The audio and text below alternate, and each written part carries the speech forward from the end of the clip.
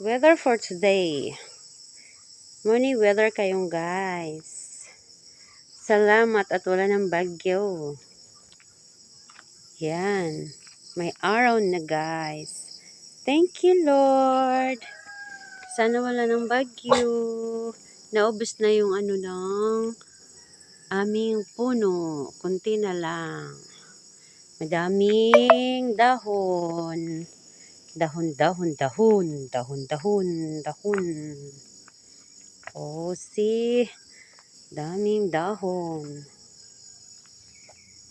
La la la la la la la. La la la la la.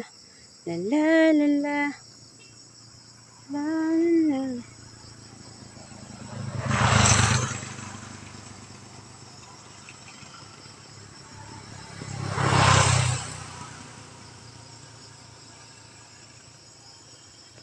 Ito ang aming munting tindahan.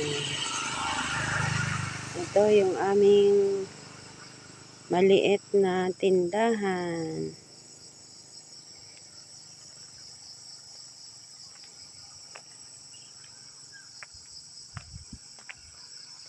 Ito yung aming sasakyan na wala pang bubong.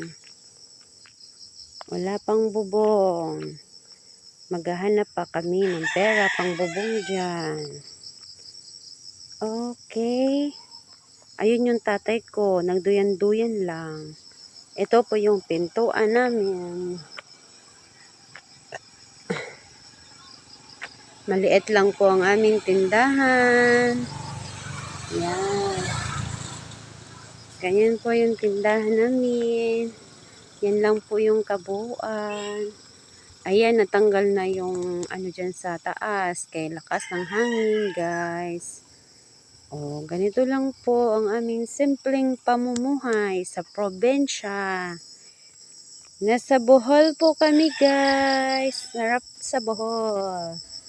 Yan, umaaraw na. Thank you, Lord. Sana wala ng bagyo darating. Gabayan mo po kami palagi. Palagi, Lord.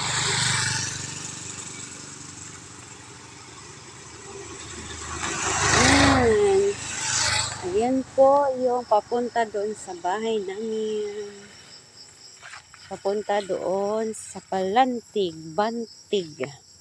Yan. Ayan po. Ayan po yung kabuuan ng tindahan namin. Nag-uumpisa kami sa maliit lang. Ngayon naging kwarto na namin. Tapos, andun po yung mga babasagin nakalagay. Ayan po yung jeep ng asawa ko. Yan po yung sisikapin namin na makapaglagay na kami ng bahay niya ng yero. Diba guys? Yan lang po ang aming munting tindahan. Maliit lang, pero okay na din, makatulong na sa pang-araw-araw naming kakainin. Ayan po yung tanim ng aking asawa.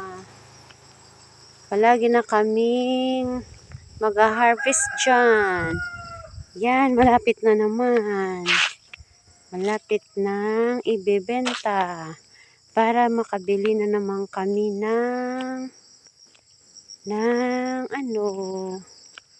ng pang-ulam ba. Yan, basta magsumikap at magtanim, may aanihin talaga. Oh my, oh my. Oh my, oh my. Oh my, oh my. Hi daw, hi. Mega loud shout out. Ayan yung aking dakdak. Ang aking anakins. Daming. Ang daming. Oh my God, sasakyan is there. Oh, oh,